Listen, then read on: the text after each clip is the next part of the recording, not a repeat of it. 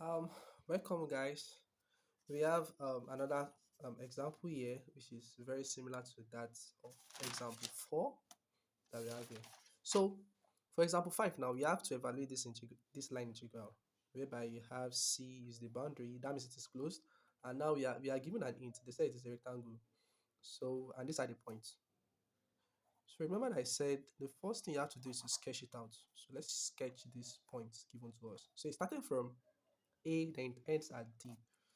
Mind you, you are moving it counterclockwise. Okay, so to do this, I need my y-axis and my x-axis, right?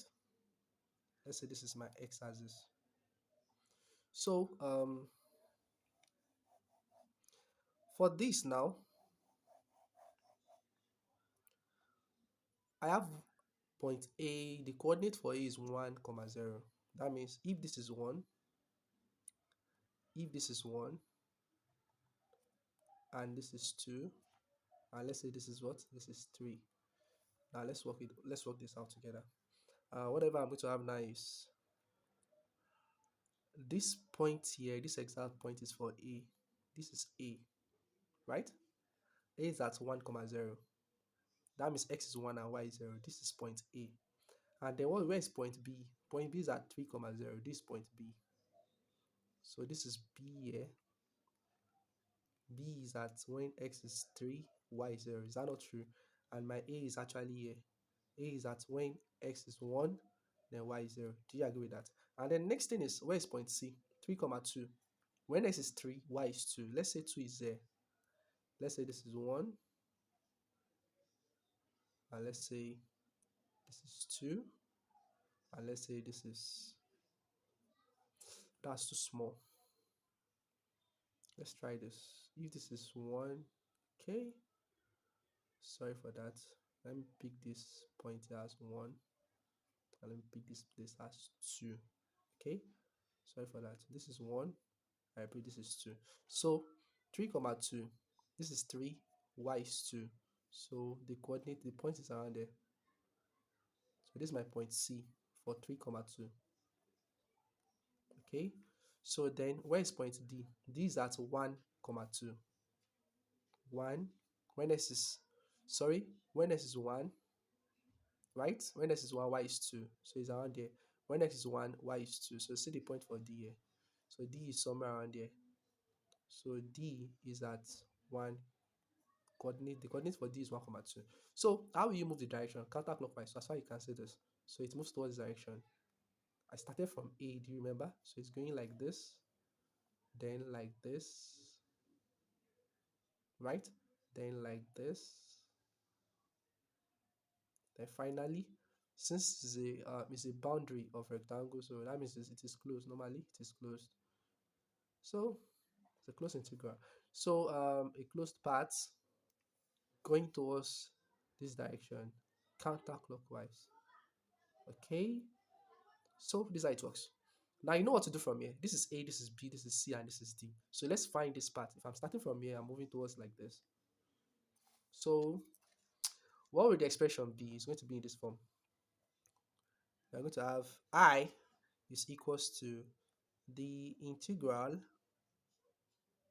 of this part AB of P dx, okay, whatever I have, then added with the second part, which is from B to C, part BC, put whatever you have here, then plus the third one, which is line CD, um, this part CD, and then put whatever you have, substitute your value for Y, and then finally the final endpoint, which is the final line, which is DA, then you substitute. So when you try this out, okay, whatever I want to do now is to find this equation of line. Let's find the equation of line from here to here. I have 1 comma 0, I have 3 comma 0, and that should be, for this case here, I should have y minus y1 from line A to B, okay? So this is my x1, this is y1. Y1 is 0. I want to find the equation of line. X minus x1 is also what? 1. Do you agree with that? Equals to, what's y2? I'm ending, this is the endpoint for that first line. Y2 is 0 and x2 is 3. So I have y2 to be 0 y1 is also 0. So x2 is 3, x1 is 1. So when you cross multiply, this is 0. Okay, whatever you have left should be 3y is equals to 0. Sorry, 2y is equals to 0. No matter how it is, here in this case, y will still give you 0. Okay, so for the first one, here in this case, we have y to be equals to what? 0. So if y is equals to 0, what's dy? Dy will also give us what? Um, 0 when you differentiate it. And then take notes, I will not solve this. I think I still remember the. So okay, for line B to C, okay, for line B to C, by the time you find the equation of that line, whatever you have left should be x is equals to 3. You can try that out. That's what you have. And as for line C to D, by the time you find indication of line, whatever you have left should be y is equals to 2. You can verify that yourself. And at the same time, if you find indication of line from D to A, whatever you have left will be x is equals to what? 1. So I actually noticed that if I differentiate this x equals to 3, what's dx? That's 0 dy. What's dy in this case? Dy dx. Differentiate a constant, that's 0 dx. Dy dx. And at the same time, here in this case, my dx is also what? 0. So now let's go ahead and substitute. Let's start. So the integral will now be equals to, what's the first one? The first one is ab. We all agree with that, ab. And then let's substitute. For the first one, y is equals to 0. If y is equals to 0, I have 0 here, gone. Dx is gone. If you put 0 here, whatever I have left now should be just 1 plus 0 dy. So whatever I have left here should be 1, just dy left here, right? And then I also noticed that dy is what?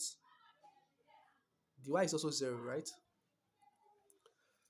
So trivially, 0, this is gone. Dy, abi, for this first, if you differentiate this thing, dy is also 0. So everything here becomes 0. So I think the first one is gone.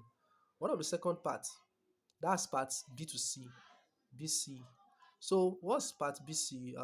Okay, I have x to be equals to 3. So let's insert 3 here. If x is equals to 3, I have 3y. What's dx? Dx is 0 dy. So this is gone, right? So what do you have left? Just 1 plus y square, then dy. Do you understand that? So whatever I have left now should be 1 plus y square in this case. 1 plus y square. But here in this case, dx is equals to 0. Even though you have 0 times dy, that will still give you 0. So there's nothing like dy is equals to 0 in this case. So just dx is equals to 0. Do you get that point? So dx is 0, this becomes 0. Then y remain as this. So whatever I have left now should be just 1 plus y dy. Okay, and then finally with the next one, okay, second to the last, we have CD. So line CD now should be at when y is equals to 2, as you can see. If y is equals to 2, dy is 0. So this one is gone. Abi, dy is 0, not 0 dx. 0 times 0 still gives 0. So dy is 0, this one is gone. And y is equals to 2. If y is equals to 2, what will I have left? That's 2x dx. You see, it is very, very straightforward. It's not really hard. And finally, I have d to a. And dA is x equals to 1 and dx is equals to 0. That means this is gone, right? And x equals to 1, nowhere to put it. I'll still have 1 plus y square dy in this case. Okay, along which part? What's the part for? This is part d to a. So this is gone. If you integrate this one will give us 0 plus. So what do I have left now? I have change in y left here. So what's the change in y along this line BC? Line B to C. So the change in y is just starting from 0 to 2. That's 0 to 2 of 1 plus y square dy. And at the same time, part CD, I have just change in x left. So what's the change? What's change in x value along part C to D? This part, x is changing from 3 to 1. So I have 3 goes to 1. So do you agree with that? Of 2x dx. Finally, with plus. Along part DA, I have change in y left, which is changing from 2 to 0 of what? 1 plus y square dy. So I can make this look like this. So can you see that clearly now? So I have 0 to 2, I have 2 to 0. So anyhow you want it, I believe that this will cancel each other. If I swap this one, I will have negative of 0 to 2. So it will cancel. So whatever I have left now should be this. So this is what I'm trying to say. This is what I'm trying to say. I have 0 plus 0 to 2 of 1 plus y squared dy, and then plus integral of 3 to 1 of 2x dx. So by the time I evaluate this one by applying the property of line integral, I should have minus when I swap that limit 0 to 2. Now I have 2 to 0 here. So when you take the negative of the interchange of those values, then you should have negative of it. So what do you notice? This will cancel this one, right? So finally, I will end up having just integrate 3 to 1 of 2x dx. So this is very direct. When you integrate this one, you should have 2x squared over 2 of 3 to 1, right? Integrate 2x, that's 2x squared over 2. This will cancel this.